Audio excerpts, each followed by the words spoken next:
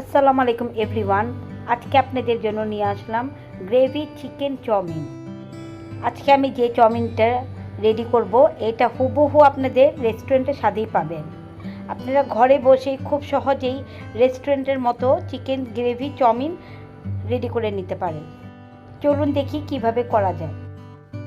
আমি এখানে 1 cup chicken, 1 cup গাজর গ্রেট করা, 1 কাপ পাতাকপি গ্রেট করা, 1 কাপ ক্যাপসিকাম লম্বা স্লাইস করে কেটে নিয়েছি, একটি বড় পেঁয়াজ কুচি করে নিয়েছি, আর 4-5টি রসুন কোয়া কুচি করে নিয়েছি।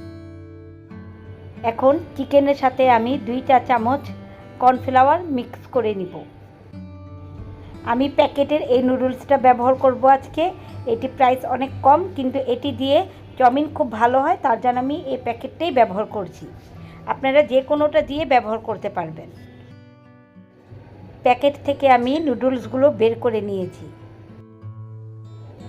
এখন একটি সস রেডি করে নিব। প্রথমেই 3 টেবিল চামচ ডার্ক সয়া সস দিচ্ছি। আর এটি হলো একটি সিক্রেট রেসিপি যেটা রেস্টুরেন্টে ব্যবহার করা হয়। 2 টেবিল চামচ চিলি সস দিয়ে নিচ্ছি।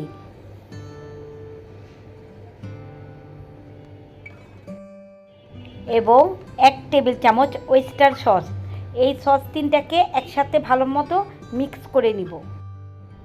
এখন আমরা নুডলসটা সিদ্ধ করে নিব। পানি ফুটে উঠেছে, একটু লবণ ও তেল দিয়ে নুডলসটাকে সিদ্ধ করে নিব। আমি কোনো প্রকার ভাঙিনি, নুডলসটা সম্পূর্ণ এভাবেই দিয়ে দিয়েছি। নুডলসটা সিদ্ধ হতে প্রায় 10 মিনিটের মতো সময় লাগবে। খুব বেশি ওভারকুক করবেন না, তাহলে খেতে ভালো লাগবে না। 10 মিনিটের মধ্যেই আমাদের নুডলসটা সিদ্ধ হয়ে গিয়েছে প্রায়। এখন এটাকে স্ট্রেইনারে পানিগুলো ঝরিয়ে নেব। এখন সেই কড়াইতেই আমি সামান্য একটু তেল দিয়ে 4টি ডিম ফেটিয়ে ক্রাম্বল করে নিচ্ছি। সামান্য একটু লবণ ছিটিয়ে দিয়েছি। এখন এই ডিমটাকে আমরা ক্রাম্বল করে নিব। আমি আজকে এই রান্নাটা পুরো একটি কড়াইতেই করব। এখন আবার একটু তেল দিয়ে সেই কড়াইতেই চিকেনগুলো একটু ভেজে নিচ্ছি। চিকেনটা একটু কিছুক্ষণ ভেজে নিব। আমার এই রেসিপিটি হুবহু রেস্টুরেন্টের স্বাদেই ফলো করে করা। আশা করি আপনাদের কাছে আমার এই রেসিপিটি ভালো লাগবে। এখন চিকেনগুলো তুলে নিলাম। সেই প্যানেই এখন 4 টেবিল চামচের মতো তেল আবার দিয়ে নিচ্ছি। রসুন কুচি দিয়ে দিলাম। রসুনটা কিছুক্ষণ একটু ভেজে নিব।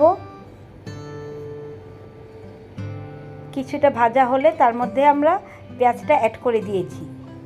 এখন রসুন ও পেঁয়াজ দুটি একসাথে কিছুক্ষণ একটু ভেজে নিব। আমাদের ভাজা হয়ে গিয়েছে। এখন গাজরটা কিছুক্ষণ ভেজে নিব, একটু সিদ্ধ হওয়া পর্যন্ত। গাজরটা যেহেতু একটু হার্ড, তার জন্য সবার আগে আমরা গাজরটাই দিব।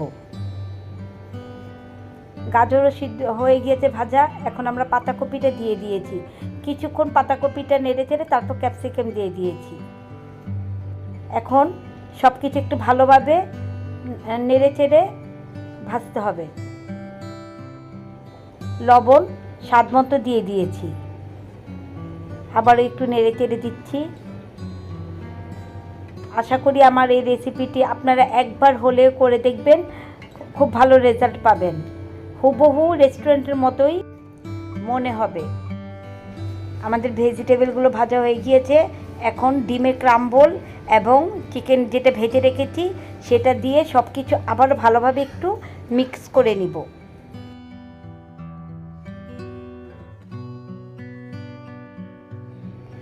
সাদা গোলমরিচ 1/2 চা চামচ দিয়ে দিলাম। টেস্টিং সল্ট 1/2 চা চামচ। এটা আপনাদের ইচ্ছা মতো কেউ দিতে পারেন, কেউ চাইলে অ্যাভয়েডও করতে পারেন। সব কিছু একেবারে ভালো মতো নেড়ে চেড়ে নিব। এখন আমাদের সেই তৈরি করা সসটা দিয়ে দিলাম। এখন এই সসের সাথে সব কিছু আবারও ভালো মতো নেড়ে চেড়ে নিব। কম বেশি সবাই চাউমিন রান্না করেন। আমার এই রেসিপিটা ফলো করে করার জন্য সবাইকে অনুরোধ জানানো হলো। তাহলে বুঝতে পারবেন আপনারা কতটা ডিফারেন্ট, কতটা টেস্ট। এখন আমরা সেই সিদ্ধ করা নুডলসগুলো দিয়ে দিয়েছি। আবারও একটু সব কিছু ভালোভাবে মিক্স করে নিব। আর এর গ্রেভিটাতে যে এত টেস্ট আপনারা না করলে বুঝতেই পারবেন না। আমার রেসিপি বলে আমি আপনাদের ভালো বলছি তাই না, আপনারা একবার করেই দেখুন, যদি ভালো না হয় তাহলে আপনারা ডিসলাইক দিয়ে দিবেন। সব কিছু আবারও ভালো করে উলট পালট করে মিক্স করে নিচ্ছি।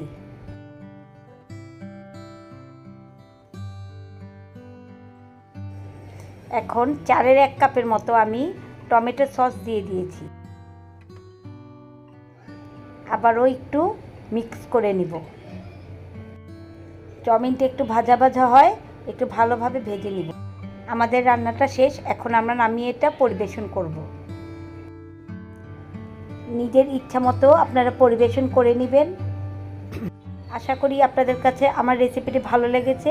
আমার রেসিপিটি ভালো লেগে থাকলে প্লিজ আমার চ্যানেলটিকে সাবস্ক্রাইব করে পাশে থাকা বেল আইকনটি অন করে দিবেন, যাতে আমার নেক্সট ভিডিও নোটিফিকেশন সবার আগে পেতে পারেন।